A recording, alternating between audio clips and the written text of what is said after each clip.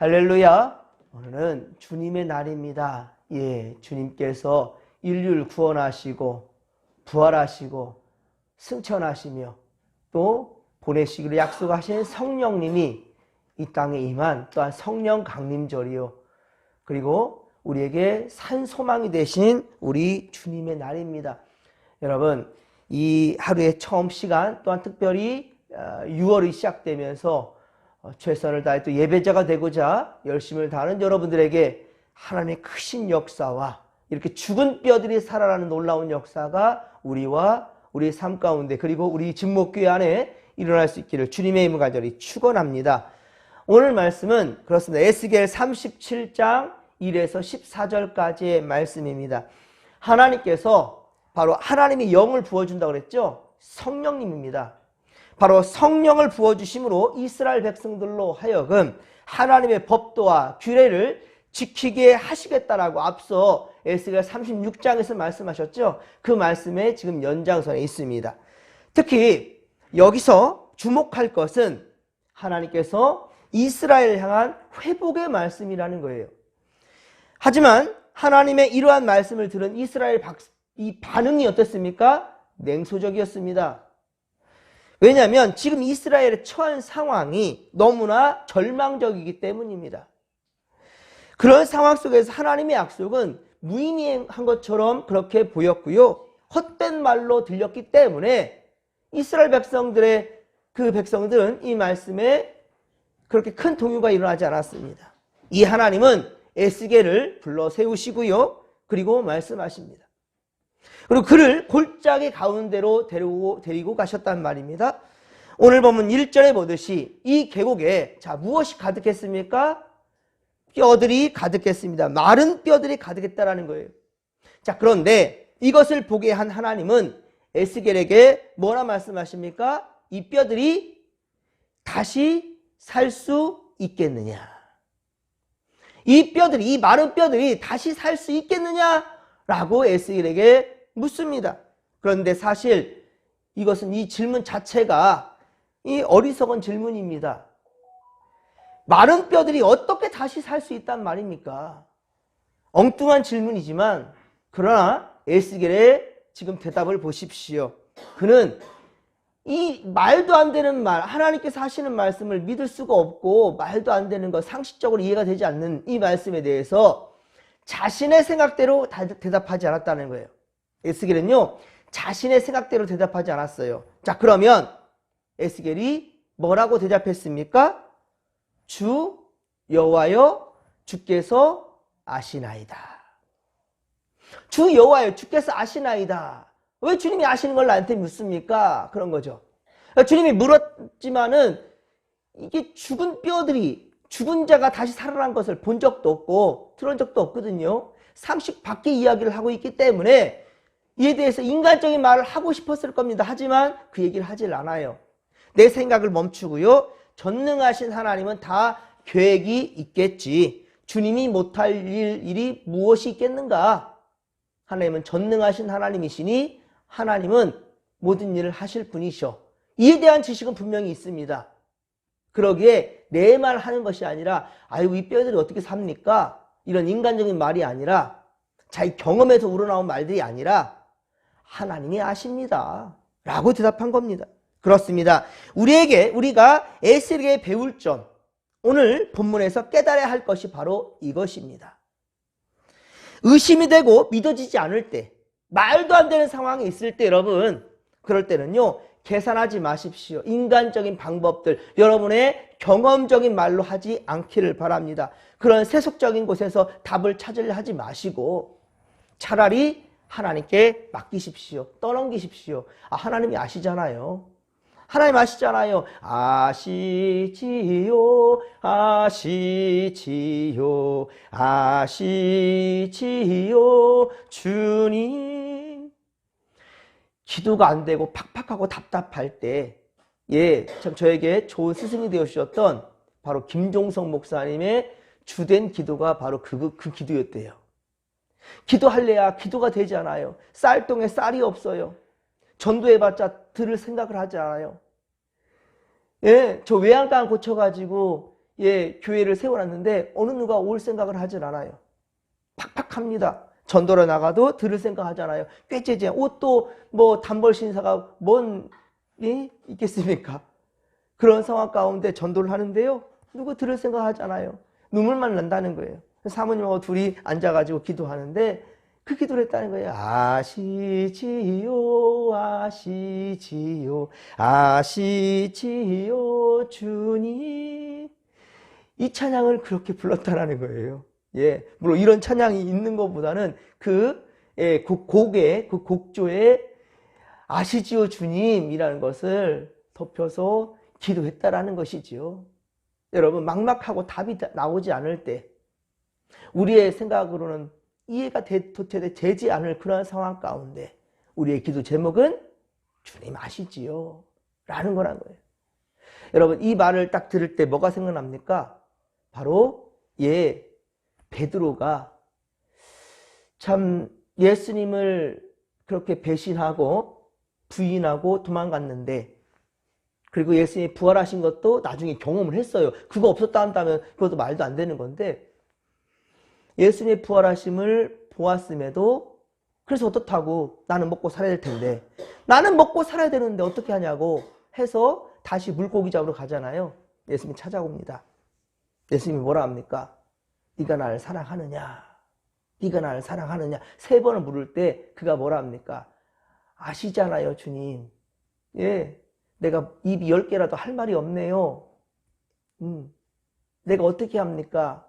그 입에서 주님, 나 지금 그래도 먹고 살라니까 지금 물고기 잡으러 온 거예요 라고 말도 할 수 있었을 겁니다. 인간적인 말을. 하지만 그거마저도 내려놓고 주님 아시잖아요.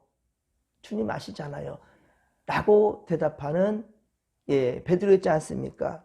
그렇습니다, 여러분. 인간적으로 고민하면 번뇌만 더 쌓일 거고요. 그리고 원망과 불평이 싹 터 오를 것입니다.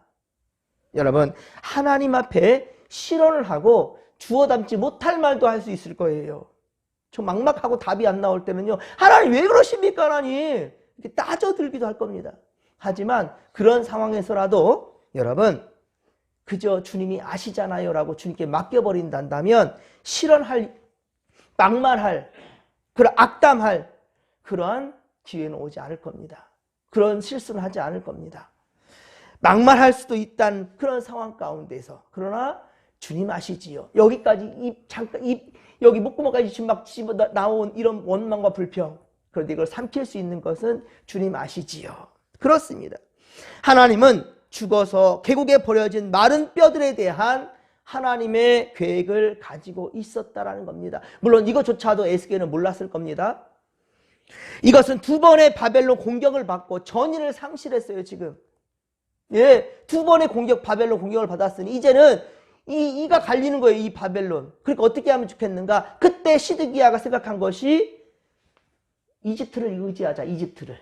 저 이집트를 의지해서 저 바벨론을 그렇게 대항하면 되겠다라고 생각하고 이집트를 의지했더니만 이것이 더 바벨론의 마음을 더 화나게 해서 결국은 3차 공격을 받게 되고 예루살렘은 완전히 무너지게 되었지요. 그렇습니다. 이런 상황 가운데 어느 누구도 관심을 가지 않는 이 마른 뼈들, 죽은 것 같은 이 이스라엘, 예루살렘. 그러나 바로 전능하신 하나님은 그 이스라엘, 예루살렘에 관심을 두고 있었다는 말입니다. 그리고 그들을 회복시키겠다고 말씀하시는 거예요. 그렇습니다. 하나님은 마른 뼈들을 향해 에스겔에게 대언하기를, 자, 5절에 보십시오. 내가 생기를 너희에게 들어가게 하리니 너희가 어떻게 한다고요? 살아나리라. 할렐루야. 에스겔에게 대언하게 하는 거예요. 이것은 2가지의 이유가 있습니다. 목적이 있어요. 에스겔로 하여금 확실한 증거를 갖게끔 하기 위하여서, 내가 바로 살아계신 하나님이야, 내가 너를 세워서 너를 종으로 삼은 거단다라는 것을 분명히 에스겔에게 알게 하기 위함이고요. 또 하나는 이 지금 하나님 앞에 패악한 이스라엘, 예루살렘이지만 말 지지리도 안 듣고 죄만 짓는 자들이지만, 그러나 하나님이 나는 하나님, 하나님께서 나는 너희들을 포기하지 않았단다. 나는 너희를 포기하지 않는단다. 내가 너희를 사랑한단다. 이것을 보여주기 위함이라는 겁니다. 여러분, 이 또한 대목을 볼 때 무엇이 생각납니까? 하나님께서 천지를 창조하시며 최초의 사람 바로 아담을 지으실 때 어땠습니까? 흙으로 빚은 그 사람에게 우리 하나님 어떻게 했어요? 그 코에 뭘 넣어주셨어요? 생기를 부어 넣으셨죠. 마른 뼈들에게 어떻게 한다고요? 생기를 부어 넣으신다고 하잖아요. 예, 생기를 부어 넣을 때 살아나리라. 맞습니다. 바로 사람을 지을 때도요, 바로 생기를 불어넣어 생명이 되게 한지라. 생명, 살아있는 사람이 되게 하셨다라는 거예요. 이것이 생각나지요? 그렇습니다. 지금 에스겔에게 말씀하시는 분은, 자, 그러니까 누구냐면 천지를 창조하신 하나님, 동일하신 분이라는 거예요. 천지를 창조하시고 사람을 지으실 때 그 코에 생기를 불어넣어 주셔서 생명, 살아있는 사람이 되게 하셨던 그 하나님이 지금 이 예루살렘의 이 이스라엘 백성들의 마른 뼈들, 죽은 자들, 그들에게 바로 생기를 부어 넣어주시는 동일하신 하나님이라는 것을 지금 알게 하시는 겁니다. 에스겔이 하나님의 명령대로 태어납니다. 자, 이때 뼈들이 서로 맞아 연결되어지게 되고요. 그리고 힘줄이 생기고 살이 차올랐지요.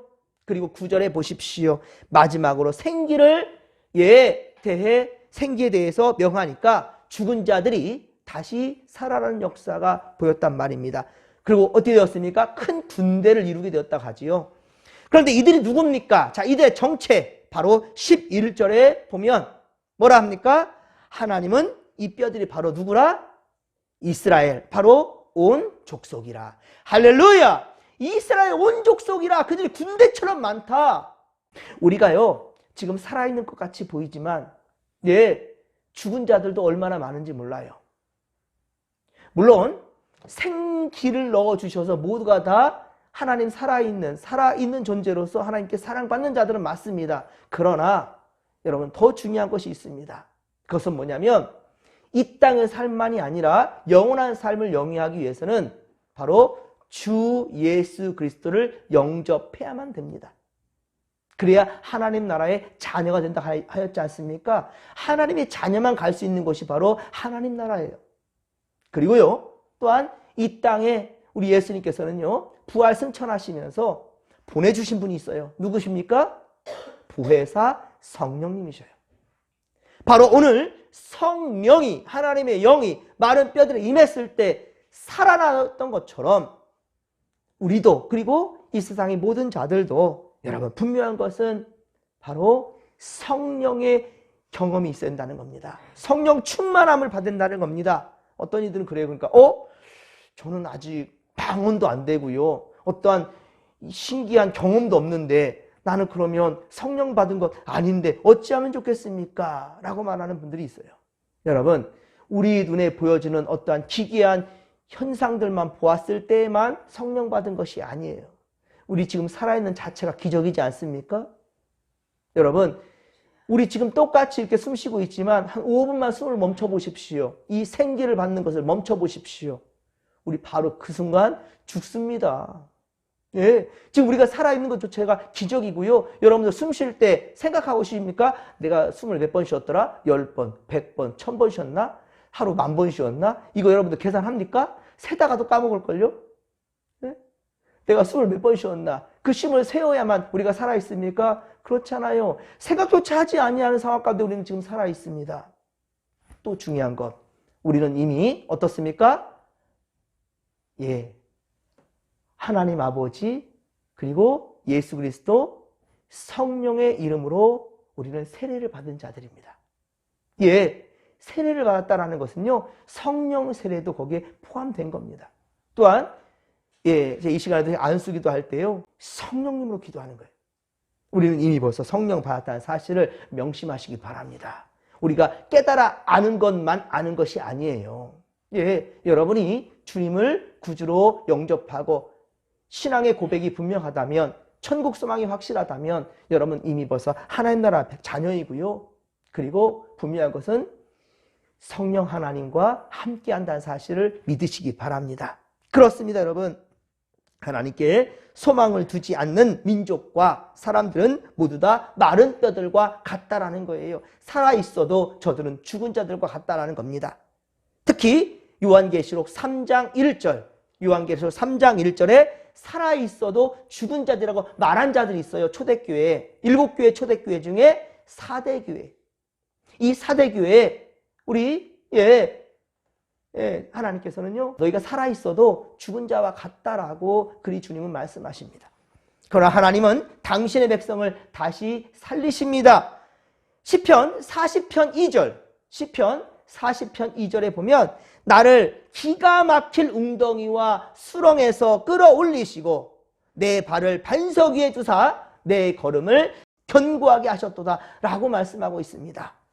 내 걸음을 견고하게 하셨다. 이 다윗의 고백처럼 하나님은 이스라엘 백성들을 무덤과 같은 바벨론에서 나오게 하신다는 말입니다. 12절에 말씀하죠. 무덤과 같은 그런, 무덤은 누가 들어갑니까? 죽은 자가 들어가는 거예요. 그렇죠? 죽은 자가 들어가는 곳이 무덤입니다. 그런데 바로 이 죽음의 곳에서 나오게 하신다는 거예요. 이것이 바벨론으로부터 나오게 하신다. 바벨론 살아있는 자들이에요. 이스라엘 백성들. 그런데 그들을 진정 살아있는 영원한 나라로 인도하신다라는 겁니다. 이를 통해 바로 주님이 여호와인 줄을 알게 하실 것이다 라고 말씀하지요. 그리고 하나님은 주의 영 곧 성령을 우리 속에 두셔서 우리를 살아나게 하신다는 겁니다. 사랑하는 성도 여러분, 오늘도 모양만 무늬만 그리스도인이 아니라 진정 주님을 나의 구주로 고백하는 할렐루야, 이 영, 하나님의 영을 충만히 받은 바로 진짜 살아있는 자들이요, 살아있어 하나님 나라 이룰 수 있는 그런 믿음의 권속들이 다 될 수 있기를 주님의 이름으로 간절히 축원합니다. 산 소망이 되시는 바로 우리 하나님, 주님의 부르심에 진심으로 믿음으로 나아가십시다. 오늘 주님의 날 우리 주님 집에서 모두가 함께 하나님을 예배하며 또한 이 한 주간 또 이 한 달을 또한 믿음으로 결단하며 살아낼 수 있기를 주님의 이름 간절히 축원합니다. 주께서 우리와 영원토록 함께 하실 겁니다. 왜? 우리는 살아있는 자들이기 때문입니다. 영생을 가진 자들이기 때문입니다. 자, 이 믿음 가지고 주여 삼창 부르며 기도하며 나갑니다. 주여, 주여, 주여. 살아계신 하나님 아버지, 은혜 충만, 성령 충만, 말씀 충만으로 함께하여 주시옵소서. 하나님, 우리가 진정 살아있는 자들이요, 산 소망을 가지고 살아가는 자들, 길이요 진리요 생명 되신 우리 주님, 우리 주님과 함께하는 우리 성도들, 주께서 보내주시고 우리 안에 내주하시는 성령님과 늘 교통하며 우리 살아가는 믿음의 권속들 다 되게 하여 주시옵시고, 이 믿음 가진 자만이 바로 마른 뼈들, 죽은 자들, 그들 가운데 있는 것이 아니라 바로 생기를 받아서 살아있는 자들이요, 하나님 나라에 이룰 수 있는 믿음의 권속들이라는 것, 하나님의 자녀가 됐다는 것을 우리 아버지 분명히 확실히 믿고 이 믿음 안에 살아가는 우리 믿음의 권속들 다 되게 하여 주시옵소서. 함께하여 주소서. 이 시간도 이 서로를 안수할 때 성령의 인지함을 경험하게 하여 주시옵소서. 함께하여 주옵소서. 함께하여 주옵소서.